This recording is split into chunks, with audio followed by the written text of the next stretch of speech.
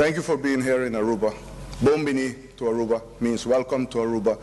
We hope you enjoy your stay in Aruba and that these 3 days can enlighten you, but that you can also exchange information with our experts, our partners, locally but internationally, for the road ahead. Aruba has taken on this challenge because we see the necessity going this route. Back in 2009, the new cabinet by the name of the Prime Minister Mike Eman took office, and the policy of energy became an integral part of the total policy of the government of Aruba. And we decided to sit together with the stakeholders in Aruba and also the utility companies of Aruba to look into this direction with a lot of attention and a lot of understanding of what is yet to come.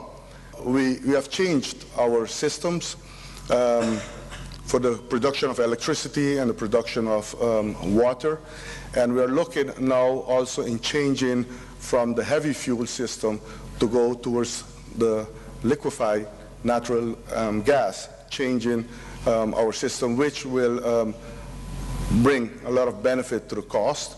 It will reduce the cost of producing electricity and water, so finally the consumer will have to pay less. It is much better for the environment. It costs also less on maintenance. It has a lot of advantages. Aruba also took a decision and made it very known to the rest of the world that by the year 2020, Aruba should be on 100% alternative energy, which is very ambitious, but we believe we can do it. By the end of 2014, we should be close to 45 to 50% on alternative energy. From 2015 to 2020, we're going to have a very big challenge to meet that additional 50% on alternative energy.